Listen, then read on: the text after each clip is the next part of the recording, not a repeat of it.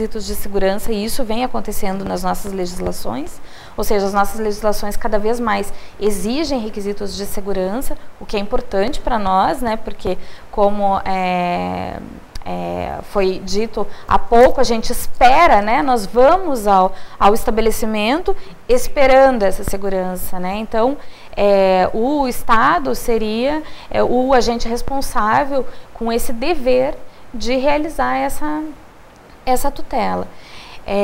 E, enfim, esses alvarás, essas licenças e essas legislações, elas devem estar expostas também nas páginas das prefeituras para que as pessoas tomem conhecimento de quais são os itens, quais são os requisitos, né? Então, caso tenham interesse em conhecer. Né? Mas, de qualquer forma, a população acaba ficando muito vulnerável com relação a tudo isso, né? Primeiro, pelo desconhecimento de algumas regras básicas para a licença de funcionamento desses estabelecimentos, né? Em primeiro lugar. E, em segundo, também, as pessoas, quando saem com a finalidade de entretenimento, de se divertirem, não vão ficar prestando atenção se o alvará está colocado e aquela casa de cinema ou aquela casa noturna, seja lá o que for, está dentro de tudo isso. A população acaba ficando bastante vulnerável com relação a isso, né? Esse é um ponto que nos chama atenção. E o segundo ponto também é a morosidade que cabe aos órgãos que irão regulamentar, fiscalizar, enfim, tomar conta, de alguma forma proteger a sociedade, também dessa fiscalização. É uma morosidade muito grande, né? Então, agora estão sendo divulgadas listas de esperas de mais de 4.000 pessoas que estão pedindo a fiscalização e a fiscalização não chega. Bom, mas então, se há também esse problema de administrativo, que não está dando conta desse número, e daí,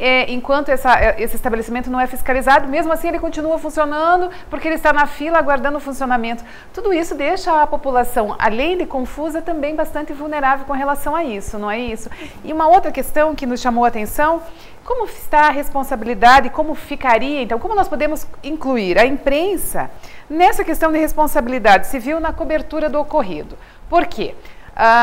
O que nós estamos vendo é um festival midiático a partir do que aconteceu, né? Nós temos até uma grande rede de televisão, a maior do Brasil, que carregou os seus principais âncoras dos telejornais para o local para fazer a cobertura de lá. Se a cobertura estivesse colocada dentro desses aspectos, né, procurando esclarecer a população, mas o que nós vimos não era o choro da família, era o lamento da família, eram, enfim, algumas situações que nem precisariam estar sendo expostas. Como é que vocês veem essa questão? Regis. Normalmente a cobertura, né, a cobertura televisiva, a cobertura de imprensa em geral, ela é um assunto para o direito muito novo. A discussão acerca do limite do acesso da população à informação, ela sempre foi, né, muito pouco discutida pelo Poder Judiciário. São pouquíssimas as decisões que nós temos em que se estabelecem criticamente, né, objetivamente, esses limites. Mas, né, a legislação que diz respeito aos órgãos de imprensa, ele é muito claro com relação ao limite de não causar dano à pessoa que está sendo exposta. Uhum. Então, quando nós temos essa cobertura que, ao invés de explorar o fato, o ocorrido, que é o direito, que é o limite da cobertura televisiva, ele passa a invadir a esfera de direito de personalidade daquela pessoa que está sofrendo, está num momento de tortura. Sim. Nesse ponto, certamente nós vamos estar falando num abuso de direito. Nós estaríamos falando num excesso manifesto.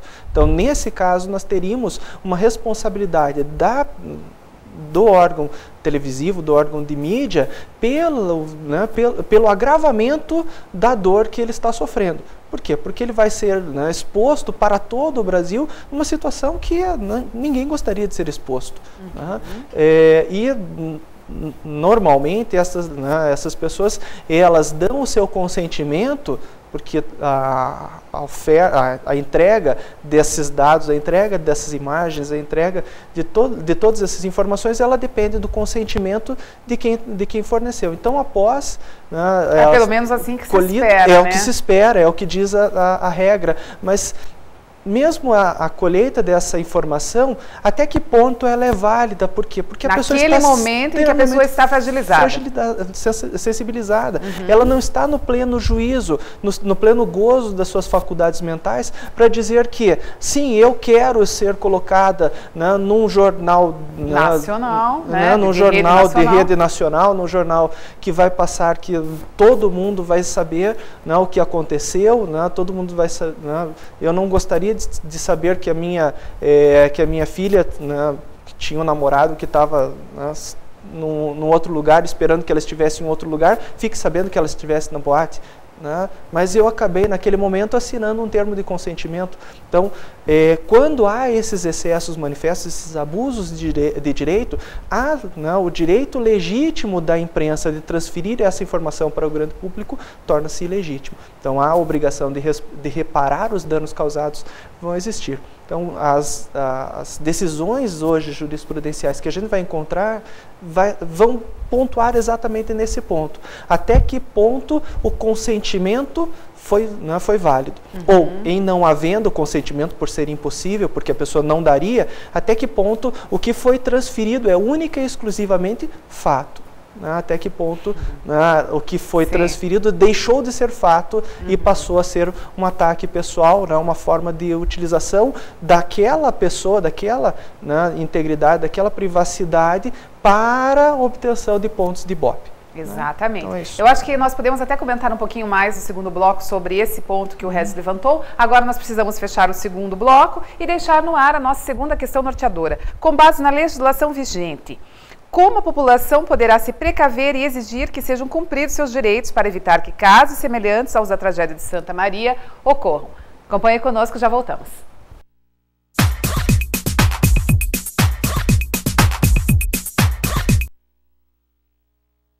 O maior patrimônio de uma nação é seu povo. E o maior patrimônio de um povo é a educação que ele recebe e que transforma em progresso. É por isso que todo educador assume um papel-chave. E ele começa não na tarefa de educar, mas sim na de aprender com os melhores profissionais, atualizando-se e fazendo uma especialização com quem há mais de um século trabalha na arte de ensinar com qualidade. FAI, porque só quem tem a maior tradição no ensino é que pode oferecer a melhor pós-graduação em educação.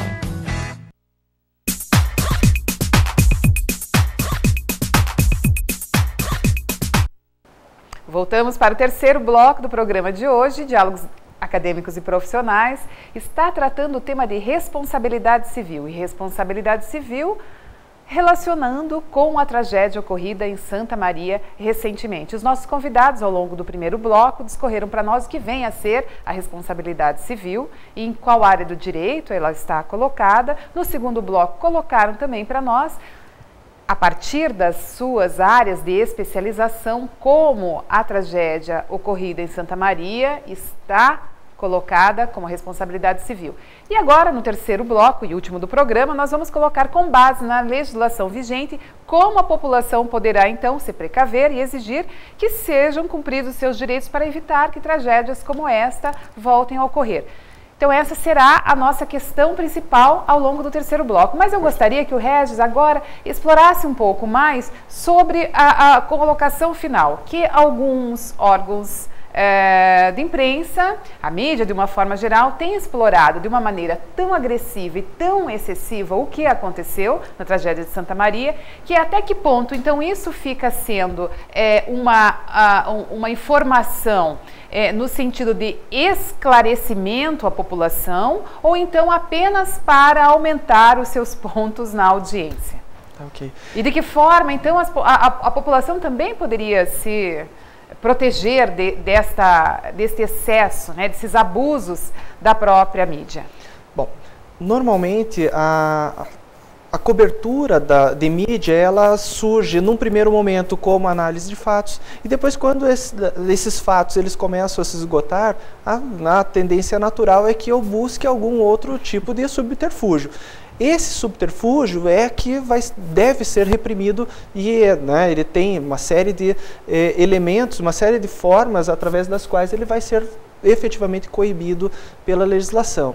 Quando se fala em exploração da tutela do direito, do direito de personalidade de alguém, o direito de personalidade, nome, intimidade, privacidade, ele é inalienável, ou seja, não pode ser vendido, ele é irrenunciável, não pode ser renunciado, ele é intransmissível, ninguém pode transmitir de uma pessoa para outra. Nós temos algumas limitações que estão exatamente baseados no direito de imprensa, no direito de transmitir esses fatos noticiosos, noticiosos para as pessoas, que garantem que parte da minha privacidade seja tolhida, parte da minha intimidade seja tolhida, mas nunca de forma permanente. Então, uma pessoa que deu o seu consentimento de informação quando estava lá na hora no calor dos fatos, deu uma entrevista, o que normalmente acontece, que é um ato ilícito, plenamente configurado, já há várias decisões nesse sentido, que a mídia, o órgão de mídia, ele aproveita daquele consentimento que ele deu anteriormente e vai e faz novas entrevistas, ele explora esta pessoa de outra forma, ele espreme até onde ele consegue obter as informações que para ele são úteis, mas se aproveitando daquele termo de consentimento anterior. Isso é absolutamente ilegal. O consentimento, o termo de consentimento, ele deve ser colhido posteriormente e nunca anteriormente. Por quê? Porque eu devo dar o direito de retratação a essa pessoa. Essa pessoa ela deve ter o direito de se retratar até o momento em que ela encerrar aqui a sua declaração, porque ela não sabe como é que ela vai ser exposta por um jornalista, por uma pessoa de má índole. Então ela está sujeita a uma pessoa de má índole durante um bom tempo. Por isso é que nós temos que pensar que essa pessoa tem a sua proteção de forma absoluta.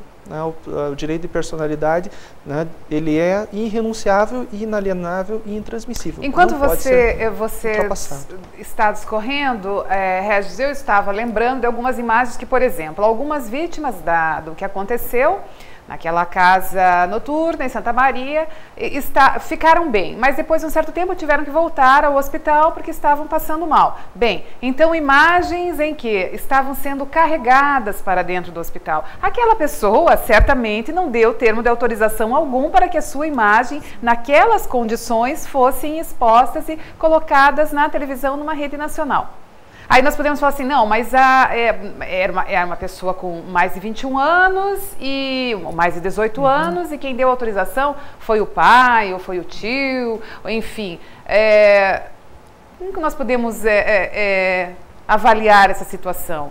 Primeiro, que não seria uma imagem que é uma imagem agradável, tanto para a pessoa que está lá exposta, como para quem está assistindo. Bom, a primeira condição essencial é a possibilidade de identificação. Então, se a pessoa que está sendo retratada, a pessoa que está sendo filmada, ela pode ser identificada pelo grande público, pela pessoa que está do outro lado, ela consegue identificar, é o fulano de tal que está ali. Nesse ponto, a partir desse momento, o consentimento deve ser expresso, deve ser daquela pessoa. Se ele está incapacitado temporariamente, a nossa legislação diz que, em caso de incapacidade temporária, eu tenho que nomear um responsável. O responsável para maiores de idade só através de decisão judicial. Então, que é um curador, uma pessoa nomeada pelo juiz através de um procedimento amplo, de conhecimento amplo, que demora.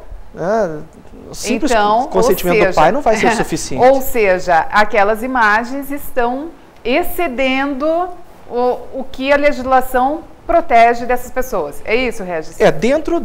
Sempre lembrando, se eu faço uma imagem aberta, ampla, que eu não consigo identificar, não há problema.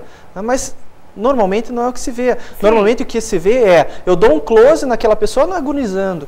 Isso absolutamente vai causar um dano, né? Vai ser um ato ilícito, vai gerar liame de causalidade e vai gerar uma responsabilidade civil. São os excessos que a mídia está fazendo a partir da tragédia ocorrida.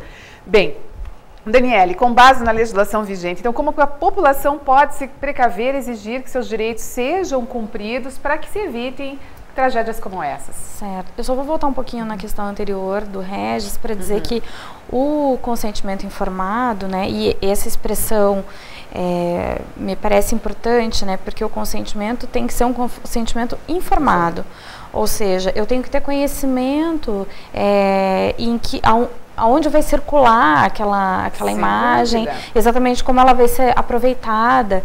Então, o consentimento não é somente um consentimento, pode usar a minha imagem, mas em que condições aquilo será utilizado. Então, seriam dois momentos, duas instâncias. Agora, também, enquanto a Daniele discorre, eu estava lembrando que imagens foram feitas do próprio velório coletivo em que as vítimas e os familiares e amigos das vítimas estavam. Era um ginásio, era um ambiente extenso, amplo, e várias tomadas e várias imagens foram feitas das pessoas que estavam ali presentes. Sim. E não só de uma maneira que elas não pudessem ser identificadas, mas de uma maneira bastante ampla. Sim. É muito improvável nós pensarmos, né, que todas aquelas pessoas colocadas naquele ambiente assinaram o termo para que as suas imagens fossem exibidas em rede nacional. Eu ia dizer que a responsabilidade civil, ela tem um ponto importante, que é a razoabilidade, né? Então, em inúmeras situações, o Poder Judiciário se vê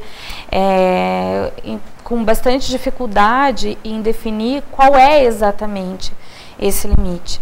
E acaba, necessariamente, tendo que recorrer a uma ideia, a um conceito do que é o razoável naquela circunstância específica.